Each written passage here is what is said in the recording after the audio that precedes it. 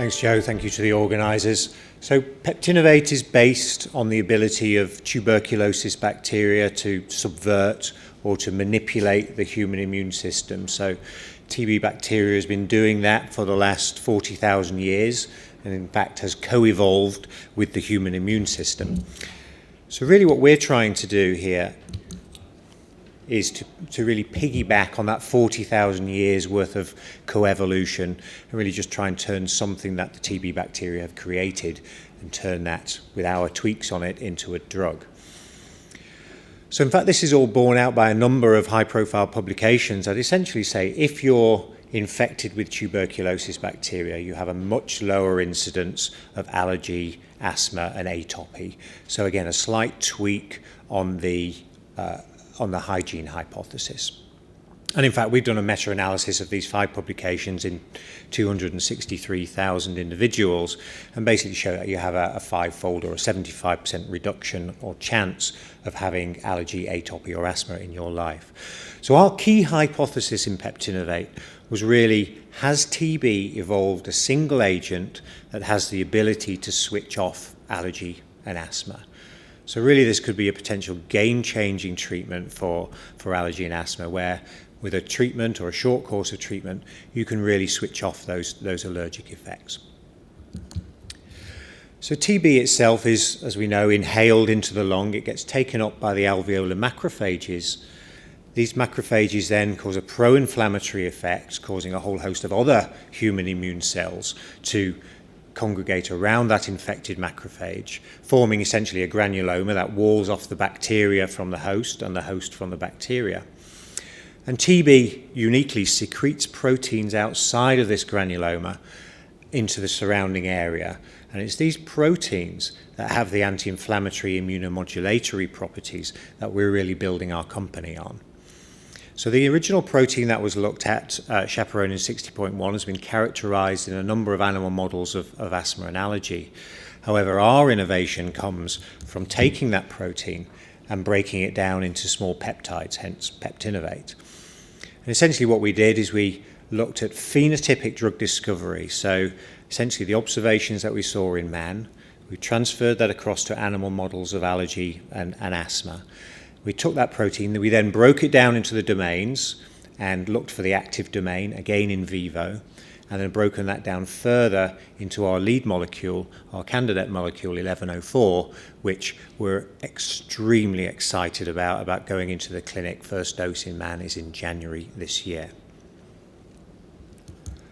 So we've spoken to pharma companies over the last 3 to 4 years, and basically the message comes back very clearly. If you're going to move into the asthma field, you don't want to be in symptomatic relief. The next frontier here is disease modification. Can you modify the underlying disease associated with asthma, not just be another steroid or another anti-inflammatory?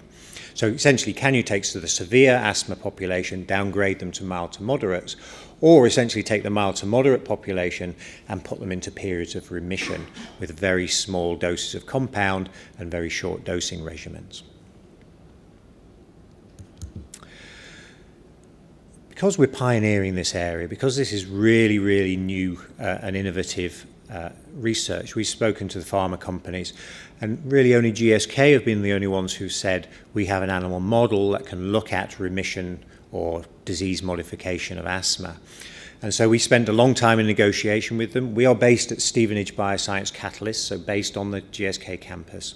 We spent a long negotiation asking whether we, through open innovation, could utilize their animal model, but we keep all of the IP and the results.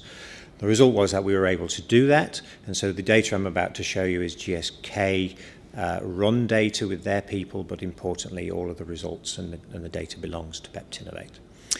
So you take naive animals, and then you sensitize them with house dust mite, a common allergen. You turn them into the allergic phenotype. And then you would challenge them with a house dust mite 2 weeks later, where that would be a classical model of an allergy or asthma challenge, and you would then look to see what happens to the animals. In the GSK model, what you look at on the right-hand side of the slide is a re-challenge 2 weeks later. So no more drug on board, but can you modify that second challenge? Have you modified the underlying disease? So really, really importantly here, we decided to go head-to-head against gold standards in the industry. So fluticasone furoate, the well-known steroid. We went head-to-head with an IL-5 antibody, again just new on the market, and indeed with montelukast. Importantly here, our peptide has a very short half-life, so around about 2 hours the compound has gone, and we're giving it a single dose. So what we know for sure is that the compound is not hanging around, and any effects that we see on that red dot is going to be because we've modified the immune system. So apologies for the complexity of this slide, but essentially what we see here is that we have a very broad spectrum activity unique to our class of molecules, which have activity on both the eosinophil influx into the lungs and also the neutrophil influx into the lung. And the black bar here is the house dust mite re-challenge part, so 2 weeks after you've given the drug. House dust mite gives a response, of an allergic response into the lung, where you see eosinophils and neutrophils come into the lung. And what we see in the blue bars is with 1104, we see a very profound reduction in the number of eosinophils and in neutrophils compared to fluticasone, the white bar, which doesn't work in this paradigm, compared to montelukast, the oral leukotriene antagonist, which again doesn't work in this paradigm. The only molecule that has some effects is the IL-5 antibody, but that's still circulating 2 weeks later, so that's a pharmacodynamic effect, a pharmacokinetic effect as well. So what we see here is really for the first time something that's broad spectrum and disease modifying in a well-known asthma model. Really just to try and build on that and looking at beyond asthma and beyond other disease areas, we're looking at neutrophilic disorders such as COPD as well. And again, looking at classical models in COPD, so the LPS challenge in the lung, really quite difficult to reverse the influx of neutrophils into the lung. And what we see here is that in the LPS challenge in mouse, you see the black bar, you see an increase in neutrophils coming into the lung, and the blue bars where we can see a reduction in the neutrophil recruitment. And really the first hints, remembering here that this is phenotypic drug discovery, the first hints that we saw of mechanism of action was when we looked at the histology of these animals.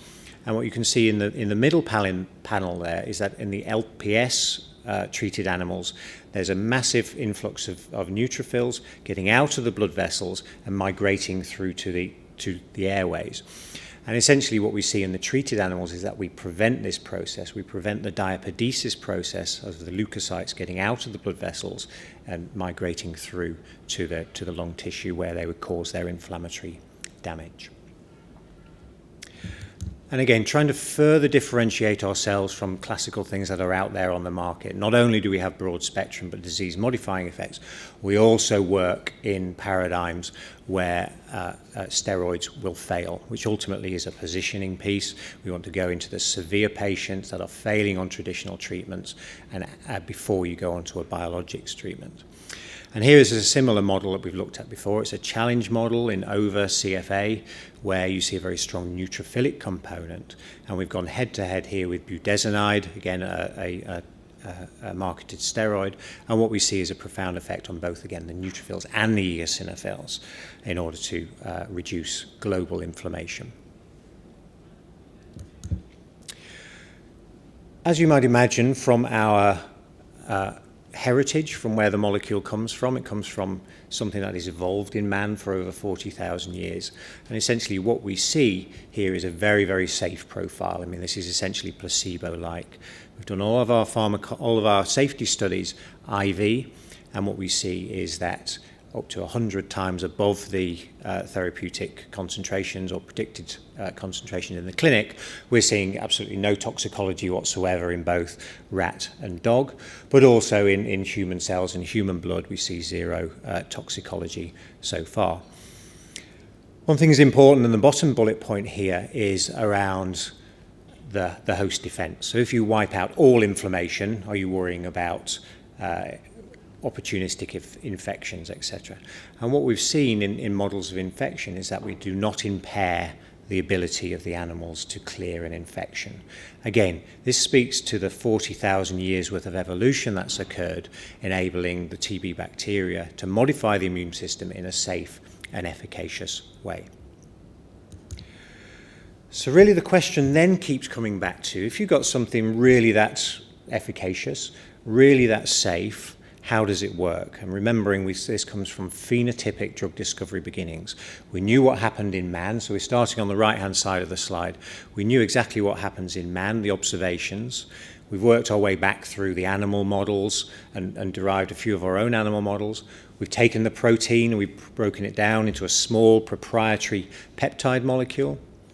We've demonstrated mode of action, so prevention of the diapedesis process, but also now looked in a set of human cells where we're seeing effects on human neutrophils, human dendritic cells, and indeed human macrophages. And that's really as far as we got on the mechanism of action. And it's taken us 5 years to get down to these sort of levels of granularity, working our way backwards. However, very recently, what we've now actually found is that through screening, through a company, through Retrogenics, we've screened 85% of the entire human proteins that are surface expressing. And out of that 4,830 proteins that we assessed, we had one hit. So we've worked this up now, and essentially we've found the receptor that now looks as though we have the ability to switch off allergy and asthma. This is a huge breakthrough for the company, and we are exceptionally excited about this. We've demonstrated not only the binding to the receptor, but also functional data based on human macrophages acting through this particular receptor, as demonstrating the effects that we see in the animal models as well. There's a little gap there on that green bar. We're still yet to finalize all of the target validation, but I'm really pleased to be here today to be able to give you this really late-breaking news that not only are we right on the cusp of getting into the clinic, but we think we've found the receptor for switching off allergy and asthma. GMP manufacturing of our peptide is relatively straightforward. It's a small synthetic peptide. We've got over a number of challenges, and what we have now is an exceptionally potent molecule, meaning that we need to make 10 grams to cover us most likely through phase 1 and phase 2. We have now lyophilized powder in vials, just going through labeling, and essentially first dose in man in January. Only the regulators can stop us at this moment, and that's in the lap of the gods. So here's what we're doing. So essentially, we're just finishing off the preclinical development now, just awaiting our regulatory approvals. We'll then go into phase 1 safety study in healthy volunteers plus asthmatics, and we'll be looking at potential experimental biomarkers and also at biomarkers such as exhaled nitric oxide to try and get a bit of an efficacy read. However, primarily this is going to be a safety study. And then we want to look into 2 real big studies for us. The first one at the top there, still only in 45 patients, we're looking at the disease-modifying paradigm. So essentially take the GSK animal model. Can we do the same thing in man, demonstrate a disease-modifying aspect? The second green box down there is the LPS challenge, so demonstrating not only action on eosinophils, but on neutrophils. And those 2 studies will really differentiate us. Those 2 studies set us apart from anything else that's out there on the market, or indeed as we see in development. Given our mechanism, there's obviously opportunities in other disease areas, orphan indications, atopic dermatitis that we could look at doing studies in. However, our major focus at the moment is in the respiratory area, and that's really where we're driving forwards, and we'll move the molecule forwards through into phase 2A. Obviously, we are a small biotech company with a small team. We're looking at licensing opportunities and potential exit opportunities, and each one of those stars there represent a potential exit for the company. Most likely the exit there in 2019 is the most likely exit as we've been discussing with pharma companies. Finally, in the last minute or so, the people that have really made this happen, the people who just show so much passion, so much energy, and have absolutely driven this process are from left to right, Donata, Nikki, Claire and Jeanette. They're all looking extremely pleased with themselves. Phase 1 ready molecule, new target, we're exceptionally excited. These guys have actually made all this happen, and I'm so proud of them. So just in summary, in the last 14 seconds, differentiated profile, that's exactly what we've been looking for. So a disease modification, broad spectrum activity, and exceptional safety data. We've got the team in place to run the clinical trials, and really we're open for business. We're looking for partners, we're looking for further investment. We want to get this done. Thank you very much indeed for your attention.